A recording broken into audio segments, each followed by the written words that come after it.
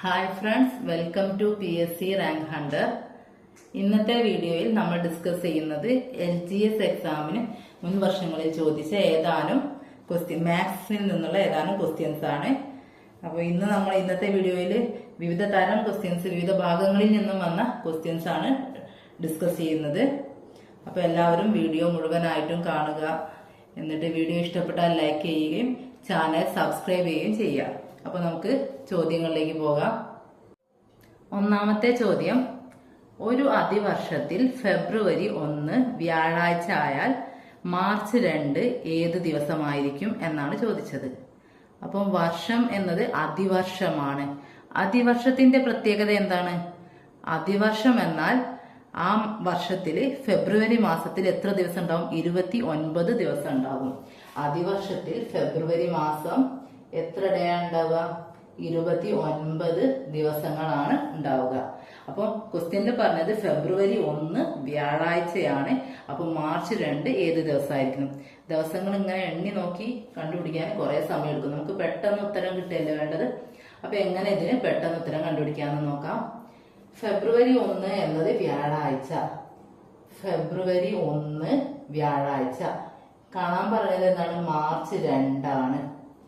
അപ്പം ഫെബ്രുവരിയിൽ നിന്നും ഫെബ്രുവരി മാസത്തിൽ ഇനി ബാക്കി എത്ര ദിവസമാണ് ഉണ്ടാവുക എന്ന് നോക്കുക. ആദ്യം ഫെബ്രുവരി 1 കഴിഞ്ഞ് ഫെബ്രുവരി 29നും ഫെബ്രുവരി 1നും ഇടയിൽ എത്ര ദിവസമുണ്ട്?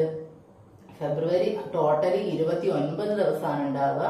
അതിൽ നിന്നും ഫെബ്രുവരി 1 മുതലാണ്, 1 വ്യാഴാഴ്ച എന്ന് തന്നെ ആ 1 കുറയ്ക്കുക. അപ്പം ഫെബ്രുവരി മാസത്തിൽ ബാക്കി ബാലൻസ് 28 ദിവസം ഉണ്ടാകും. ഇനി മാർച്ച് മാസം 2, മാർച്ച് 2 ആണ് ഏത് ദിവസം എന്ന് ചോദിച്ചത്. ഫെബ്രുവരിയിലെ 28 ദിവസത്തിനോട് മാർച്ചിലെ ഈ 2 ദിവസത്തെ ആഡ് ചെയ്യാം. അപ്പൊ എന്ത് കിട്ടും?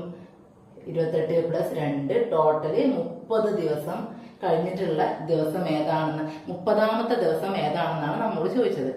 അപ്പൊ ഇനി ഈ 30 എന്ന സംഖ്യയെ 7 കൊണ്ട് ഹരിക്കുക. എന്ത് കിട്ടും? 30നെ 7 കൊണ്ട് ഹരിച്ചാൽ എത്രയാണ്? 3 7 എത്രയാണ്? 3 7 20, 4 7 28. 4 7 ആണ് 28. 28 ഹരിച്ച ബാക്കി എന്താണ് ശിഷ്ടം വരിക? 2 ആണ് ശിഷ്ടം വരിക. 4 7 28, ബാക്കി 30ൽ 2 ശിഷ്ടം വരും. ആ ശിഷ്ടത്തെ നമ്മൾ ഈ വ്യാഴാഴ്ചയോട് കൂടെ ആഡ് ചെയ്യാം. അതായത് വ്യാഴം ആണ്, ഫെബ്രുവരി 1 വ്യാഴാഴ്ചയാണ്. അപ്പോൾ 28 30ൽ 7, 30നെ 7 കൊണ്ട് ഹരിച്ചപ്പം 2 ആണ് ശിഷ്ടം വന്നത്. ആ ശിഷ്ടത്തെ വ്യാഴാഴ്ച കൊണ്ട് ആഡ് ചെയ്താൽ എന്താ വരിക? വ്യാഴം +2 ചെയ്താൽ വ്യാഴം കഴിഞ്ഞിട്ട് ഏതാണ്? വെള്ളി, ശനി. അപ്പം അടുത്ത ദിവസം ഏതാണ് വരിക? ശനിയാണ് വരിക. അതായത് മാർച്ച് 2 എന്ന് പറയുന്ന ദിവസം ഏതായിരിക്കും? ശനിയാഴ്ചയാണ്. അപ്പോൾ ഓപ്ഷൻ ഡി ആണ് ആൻസർ വരുന്നത്. Option D. ഓക്കെ. പ്രോബ്ലം എങ്ങനെയാണ് ചെയ്യാന്ന് ഒന്നുകൂടെ പറയാം. ഒരു അതിവർഷത്തിൽ 29 ദിവസമാണ് ഉണ്ടാവുക. അപ്പം നമുക്ക് ചോദ്യത്തിൽ തന്നത് ഫെബ്രുവരി 1 എന്ന് പറയുന്നത് വ്യാഴാഴ്ചയാണ് എന്നാണ് തന്നത്. ഫെബ്രുവരി 1 വ്യാഴാഴ്ചയാകുമ്പോൾ ഈ ഫെബ്രുവരി 1ൽ നിന്നും മാർച്ച് 2ലേക്ക് ടോട്ടൽ എത്ര ദിവസങ്ങളുണ്ട് എന്നാണ് നോക്കേണ്ടത്. ഫെബ്രുവരി മാസത്തിൽ തന്നെ ടോട്ടൽ 29 ദിവസമാണുള്ളത്. അപ്പൊ ഫെബ്രുവരി 1 എന്ന ദിവസം 29ൽ നിന്നും കുറച്ചാൽ ഫെബ്രുവരി മാസത്തിൽ 28 ദിവസമാണ് നമുക്ക് കിട്ടുക. 28 ദിവസം ഫെബ്രുവരിയിലേതും മാർച്ച് മാസത്തിലെ 2 ദിവസവും ടോട്ടൽ 30 ദിവസങ്ങളാണ്. 30ാമത്തെ ദിവസത്തെ ഏത് ദിവസമാണെന്നാണ് നമുക്ക് കാണേണ്ടത്. അപ്പോൾ ഈ 30നെ എത്ര ദിവസമാണ് ആ ഗ്യാപ്പ്? അതിനെ 7 കൊണ്ട് ഹരിക്കുക. 7 കൊണ്ട് ഹരിച്ചാൽ നമുക്ക് ശിഷ്ടം എത്രയാണോ വരുന്നത് നോക്കുക. ശിഷ്ടം എന്നത് 2 ആണ് വരുന്നത്. ഈ ശിഷ്ടത്തെ നമുക്ക് ഫെബ്രുവരി 1 വ്യാഴാഴ്ച എന്നാണ് തന്നത്. ആ വ്യാഴാഴ്ചനെ കൊണ്ട് കൂട്ടുക. അതായത് വ്യാഴം കഴിഞ്ഞിട്ട് 2 ദിവസം, 2ാമത്തെ ദിവസം, അതായത് വ്യാഴം കഴിഞ്ഞാൽ വെള്ളി, ശനി. അപ്പം ശനിയാഴ്ചയാണ് മാർച്ച് 2 എന്ന് പറയുന്നത്. ഓക്കെ. അടുത്ത ചോദ്യം, 2⁻100 അതിന്റെ പകുതി എത്ര എന്നാണ് ചോദിച്ചത്. എങ്ങനെയാണ് ഇങ്ങനെ ഒരു പവർ വരുന്ന സംഖ്യയുടെ പകുതി കാണാൻ എന്ത് ചെയ്യും? നമ്മൾ ഏതൊരു സംഖ്യയുടെയും പകുതി കാണാൻ എന്താ ചെയ്യല്? 2 കൊണ്ട് ഹരിക്കുകയല്ലേ ചെയ്യുക. പകുതി എന്ന് പറഞ്ഞാൽ അതിനെ 2 കൊണ്ട് ഹരിക്കുക. അപ്പൊ ഇതിനൊന്ന് 2 കൊണ്ട് ഹരിച്ചു നോക്കാം. 2⁻100 / 2. 2 എന്ന് പറയുന്നതിന് നമുക്ക് എങ്ങനെ എഴുതാം? 2⁻1 എന്ന് എഴുതിക്കൂടെ? 2 എന്ന് പറയുന്നത് 2⁻1 2 തന്നെയല്ലേ? ഇങ്ങനെ 2⁻100 ഡിവൈഡഡ് ബൈ 2⁻1. ഇതിനെ എങ്ങനെ എഴുതുക? നമുക്ക് ഒരു ഇക്വേഷൻ അറിയാം. x⁻m by x⁻n is equal to x⁻m minus n എന്നറിയാം. ഈ ഇക്വേഷൻ നമുക്കറിയാം. x⁻m minus n ആണ്. x⁻m by x⁻n is equal to x⁻m minus n. ഇത് പ്രകാരം ഈ ക്വസ്റ്റ്യനിൽ ചെയ്തു. ഈ ഇക്വേഷൻ ഈ ക്വസ്റ്റ്യൻ ചെയ്ത് എങ്ങനെയാ കിട്ടുക? x എന്ന വാല്യൂ ആണ് 2 എന്ന് പറയുന്നത്. x⁻m by x⁻n. m എന്നത് 100ഉം n എന്നത് 1ഉം ആയിട്ട് എടുത്താൽ x 2 ആണ്. അപ്പം 2⁻m എന്നത് 100 മൈനസ് 1 ദാറ്റ്സ് ഈക്വൽ ടു 2⁻99. അതാണ് ആൻസർ. 2⁻100ന്റെ പകുതി എന്ന് പറയുന്നത് 2⁻99 ആണ്. അപ്പൊ ഇവിടെ നമ്മൾ പഠിച്ചിരിക്കേണ്ട ഇക്വേഷൻ എന്ന് പറയുന്നത് ഏതാണ്? x⁻m by x⁻n is equal to x⁻m minus n. ഈ ക്വസ്റ്റ്യൻ നോട്ട് ചെയ്ത് വെക്കുക, ഈ ഇക്വേഷൻ നോട്ട് ചെയ്ത് വെക്കുക. അപ്പൊ നമുക്ക് ഇങ്ങനെ വരുന്ന എല്ലാ ക്വസ്റ്റ്യൻസും ഇതുപോലെ ചെയ്യാൻ കഴിയും. അടുത്ത ചോദ്യം, മൂന്നാമത്തെ ചോദ്യമാണ് അടുത്ത ഡിസ്കസ് ചെയ്യുന്നത്. ഇത് ക്ലോക്കിൽ നിന്നുള്ള ഒരു ചോദ്യമാണ്. ക്ലോക്കിലെ ആംഗിൾ കണ്ടുപിടിക്കാൻ മിനിറ്റ് സൂചിക്കും മണിക്കൂർ സൂചിക്കും ഇടയിലുള്ള കോണളവ് കാണാനുള്ള ചോദ്യം. അതായത് ഒരു ക്ലോക്കിലെ സമയം 2:10 ആയാൽ മിനിറ്റ് സൂചിക്കും മണിക്കൂർ സൂചിക്കും ഇടയിലുള്ള കോണളവ് എത്ര എന്നാണ് ചോദിച്ചത്. അപ്പം ക്ലോക്കിന്റെ കേസുകളിൽ നമ്മൾ പഠിച്ചു വെക്കേണ്ട ഇക്വേഷൻ ഏതാണ്? ക്ലോക്കില് ആംഗിൾ കാണാനുള്ള ഇക്വേഷൻ എന്ന് പറയുന്നത് 30h by 11/2m എന്നൊരു ഇക്വേഷൻ ഉണ്ട്. എന്താണ്? 30h മൈനസ് ആണ്. 30h മൈനസ് 11/2m എന്നതാണ്. അതായത് ഇവിടെ h എന്ന് പറയുന്നത് ഹവറും m മിനിറ്റും ആണ്. ഇവിടെ ക്വസ്റ്റ്യൻ എന്താ തന്നത്? ക്ലോക്കിലെ സമയം 2:10 ആണ്. അപ്പോൾ മിനിറ്റ് സൂചിക്കും മണിക്കൂർ സൂചിക്കും ഇടയിലുള്ള കോണളവാണ് ചോദിച്ചത്. അപ്പം 2:10 എന്ന് പറയുന്നത് ഹവർ എത്രയാ വരിക? 2 അല്ലേ? അതായത് 30 × 2 മൈനസ് 11/2 ഇൻറ്റു മിനിറ്റ് എന്ന് പറയുന്നത് 10 മിനിറ്റ് ആണ്. 10 30 × 2 എന്ന് പറയുന്നത് എത്രയാണ്? 60 മൈനസ് 11/2 ഇൻറ്റു 10. എങ്ങനെ ചെയ്യാം? 2നെയും 10നെയും നമുക്ക് വിട്ടാം. എത്ര? 10 എത്ര 2 പോവും? 5 തവണ. 11 × 5 എന്ന് പറയുന്നത് 55. 60ൽ നിന്നും 55 കുറച്ച് എത്ര കിട്ടുക? 5. അതായത് മിനിറ്റ് സൂചിക്കും മണിക്കൂർ സൂചിക്കും സമയം 2:10 ആകുമ്പോൾ മിനിറ്റ് സൂചിക്കും മണിക്കൂർ സൂചിക്കും ഇടയിലുള്ള കോണളവ് എന്ന് പറയുന്നത് 5 ഡിഗ്രി ആണ്. 5 ഡിഗ്രി ആണ്. അപ്പോൾ നമ്മൾ ക്ലോക്കിന്റെ ഭാഗത്ത് നിന്ന് ഏത് ക്വസ്റ്റ്യൻ വന്നാലും നമുക്ക് ചെയ്യാനുള്ള ഈ ഇക്വേഷൻ പഠിച്ചു വെച്ചാൽ മതി. എന്ത്? 30h മൈനസ് 11/2m എന്നത് ക്ലോക്കിന്റെ 2 മണിക്കൂർ സൂചിക്കും മിനിറ്റ് സൂചിക്കും ഇടയിലുള്ള കോണളവ് കാണാനുള്ള ഇക്വേഷൻ ആണ്. എന്ത്? 30h minus 11/2m. h മണിക്കൂറിനെയും m മിനിറ്റിനെയും സൂചിപ്പിക്കുന്നു. ഓക്കെ. അടുത്ത ചോദ്യം 2:32 എന്നാൽ 3 എത്ര എന്നാണ് ചോദിച്ചത്. 2നെ എന്ത് ചെയ്താലാണ് 32 കിട്ടുക എന്നാണ് നോക്കേണ്ടത്. ആദ്യം 2 എന്ന സംഖ്യയുടെ വർഗം എത്രയാണ്? 4. 4ന്റെ വർഗം കാണാം. അങ്ങനെ 32 നമുക്ക് എപ്പോഴാണ് കിട്ടാന്ന് നോക്കുക. അതായത് 2നെ 5 തവണ ഗുണിക്കുക. അതായത് 2:5 അതാണ് എന്ത്? 32. 2നെ 5 തവണ ഗുണിച്ച് നോക്കിയാൽ നമുക്ക് എന്ത് കിട്ടും? 32 കിട്ടും. അതായത് 2 × 2 4, 4 × 2 8, 8 × 2 16, 16 × 2 32. അപ്പൊ 2നെ 5 തവണ ഗുണിച്ചപ്പോഴുള്ള സംഖ്യയാണെന്ത്? 32. അപ്പൊ 3നെ എന്ത് ചെയ്യുക? 5 തവണ ഗുണിച്ച് നോക്കുക. 3 × 3 × 3 × 3 × 3. 3 × 3 എത്രയാണ്? 9. 9 × 3 എത്രയാ? 27. 27 × 3 81.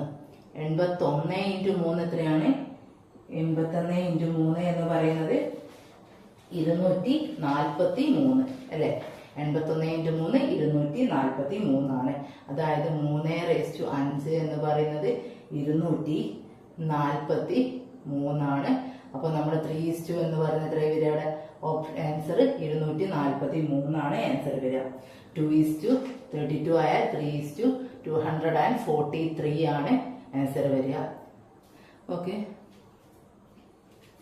അടുത്ത ചോദ്യം നോക്കാം.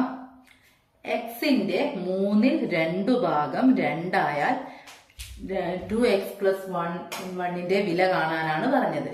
അപ്പൊ ഇവിടെ എക്സിന്റെ 2/3 എന്ത്? 2 എന്ന വാല്യൂ ആണ് തന്നത്. അപ്പൊ എക്സിന്റെ 2/3 എന്ന് പറഞ്ഞാൽ നമ്മൾ എങ്ങനെ എഴുതാം? എക്സിന്റെ എക്സ് എന്ന ഒരു വാരിയബിള്, അതിന്റെ 2/3 എന്ന് പറഞ്ഞാല് ഇങ്ങനെ 2/3 എന്ന് എഴുതാം. എക്സിന്റെ 2/3 എത്ര? 2 എന്ന സംഖ്യ.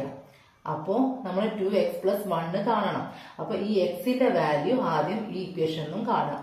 അപ്പൊ എക്സ് എന്ന് പറയുന്നത് എന്തായിരിക്കും? എക്സ് ഇൻറ്റു 2/3 എന്ന് പറയുന്നത് 2 ആണെങ്കിൽ എക്സിന്റെ value x is equal to ഈ 2/3നെ ഇങ്ങോട്ട് കൊണ്ടുപോകുമ്പോൾ എന്താവും? 3/2 ആവില്ലേ? ഗുണിക്കുന്നത് ഇങ്ങോട്ട് പോകുമ്പോൾ റെസിപ്രോക്കൽ ആവും. അതായത് 2 ഇൻറ്റു ഈ 3 മുകളിൽ വരും, 3/2. 2ഉം 2ഉം ക്യാൻസൽ ആയി പോകും. അപ്പൊ എക്സ് ഇസ് ഈക്വൽ ടു എത്രയാണ്? 3. എക്സിന്റെ വാല്യൂ 3 എന്ന് കിട്ടും. അപ്പം 2x + 1 കാണാം. അപ്പൊ എക്സിന്റെ സ്ഥാനത്ത് എന്ത് 3 എന്ന വാല്യൂ ഇട്ടാൽ 2 ഇൻറ്റു 3 + 1 എത്ര? 2 ഇൻറ്റു 3 6 ആണ്. 6 + 1 7. 2x + 1ന്റെ വാല്യൂ എന്ന് പറഞ്ഞാൽ എത്രയാണ്? 7 ആണ്. അടുത്ത ചോദ്യം 0.0142 പ്ലസ് 0.2543 പ്ലസ് 0.5204 പ്ലസ് 0.2111ന്റെ വില കാണാനാണ് പറഞ്ഞത്. അപ്പൊ ഇവിടെ തന്നത് എന്താണ്? ദശാംശ സംഖ്യകള് തമ്മിൽ കൂട്ടാനാണ് പറഞ്ഞത്. അപ്പൊ എങ്ങനെയാ നമ്മൾ ഇങ്ങനെ ഒരു ക്വസ്റ്റ്യൻ തന്നാൽ നമ്മൾ ആദ്യം ഓരോ സംഖ്യയും പോയിന്റ് കറക്റ്റ് ചെയ്ത് എഴുതി വയ്ക്കുക. അതായത് 0.0142. അടുത്ത പോയിന്റ് ഇതേ സ്ഥാനത്ത് തന്നെ ഇടുക. 0.2543 2543 ആണ്. അടുത്ത എത്രയാണ്? 0.5204 0.5204. അടുത്തത് 0.2111 0.2111. എന്നിട്ട് നമ്മൾ സാധാ ആഡ് ചെയ്യും പോലെ ആഡ് ചെയ്യാം. അതായത് 2 3 5 5 4 9 9 1 10 0 1 ശിഷ്ടം 1 4 5 5 4 9 1 10 0 1 ശിഷ്ടം 1 1 2 2 5 7 7 2 9 1 10 0 1 ശിഷ്ടം 1 2 3 3 5 8 8 2 10 10ന്റെ 0 ഇവിടെ 1 ഇടാം. പോയിന്റ് ഇവിടെ വരും. അപ്പൊ എത്ര ഉത്തരം വരിക? 1 എന്നതാണ് ഉത്തരം വരുന്നത്. അതായത് ഈ ദശാംശ സംഖ്യകളെ ആഡ് ചെയ്ത് നമുക്ക് കിട്ടുന്ന ഉത്തരം എന്ന് പറയുന്നത് 1 ആണ്. അടുത്ത ചോദ്യം 590 എന്ന സംഖ്യ 1180ന്റെ എത്ര ശതമാനമാണ്? ഈ ചോദ്യത്തില് 1180 എന്ന സംഖ്യയുടെ 1180ന്റെ പകുതിയാണ് എത്ര? 590 എന്ന് പറയുന്നത്. 1180ന്റെ പകുതിയാണ് 590. പകുതി എന്ന് പറയുന്നത് 50% ആണ്. അതായത് ഈ 590 എന്ന് പറയുന്ന സംഖ്യ 1180ന്റെ 50% എന്ന് നമുക്ക് പെട്ടെന്ന് മനസ്സിലാവും. 590ന്റെ ഇരട്ടിയാണ് 1180. അപ്പൊ 590 എന്ന് പറയുന്നത് 50% ആയിരിക്കും. ഇനി ഇവിടെ എന്താണ് ഈ ക്വസ്റ്റ്യനില് എല്ലായ്പ്പോഴും ഇങ്ങനെ വരണമെന്നില്ല.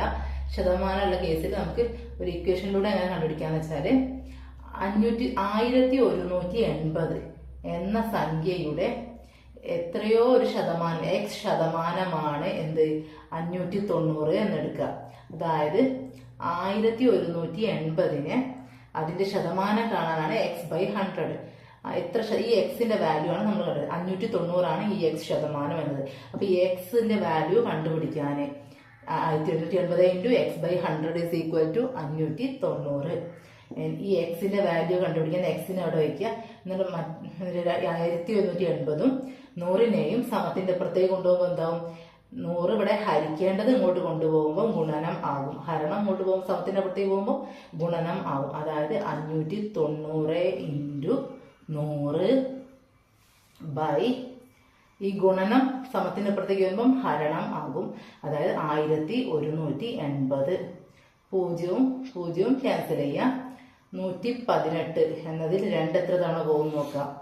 5 2 10, 1 ശിഷ്ടം. 18 9 2 18. 10 5 2 10.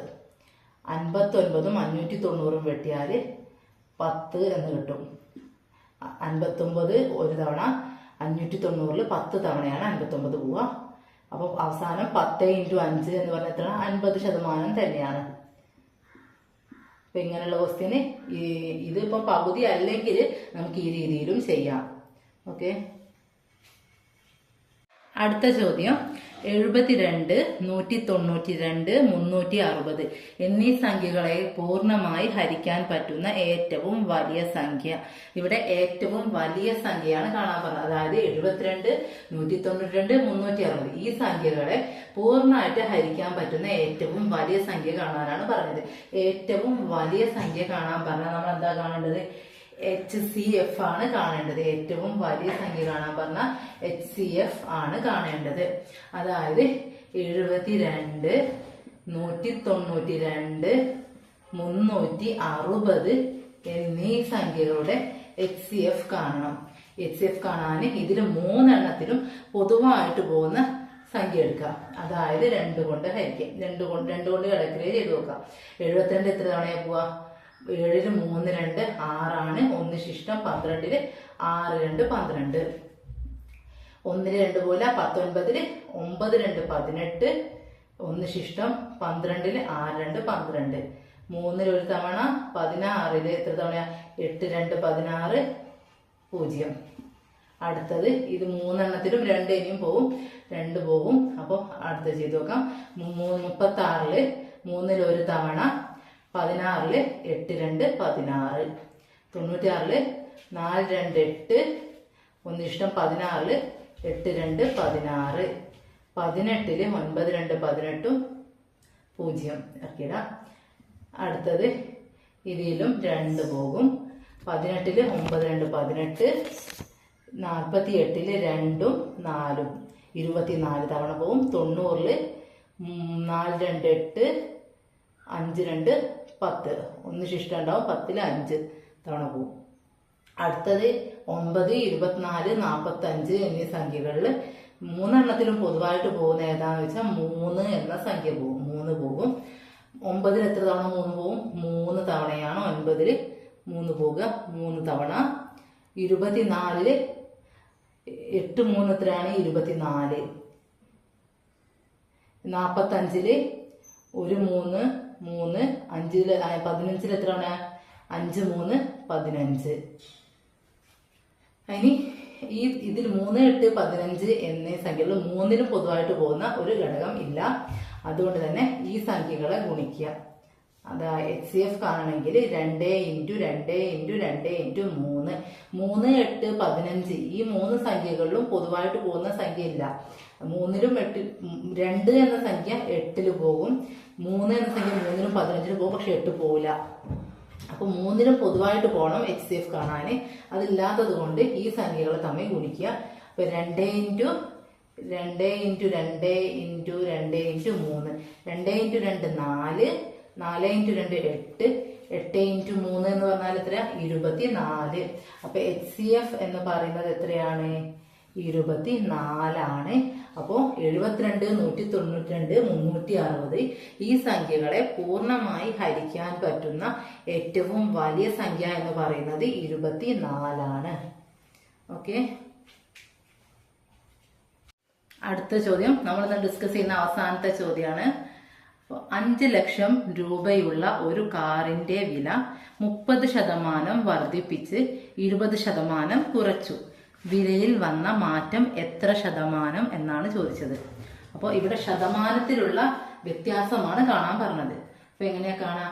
5 ലക്ഷം രൂപയുള്ള ഒരു കാറിന്റെ വില എന്നത് 100% എടുക്കുക. കാറിന്റെ വില എന്നത് പറയുന്നത് എന്താണ്? 100% ആണ്. ഈ 100%ത്തിലാണ് പിന്നെ വ്യത്യാസങ്ങൾ നൽകുന്നത്. എങ്ങനെ? 30% വില വർദ്ധിപ്പിക്കുന്നു. 100ന്റെ 30% വില വർദ്ധിപ്പിക്കുക എന്ന് പറഞ്ഞാൽ എത്രയാണ്? 130% ആക്കി. അതായത് 130/100 ആയി.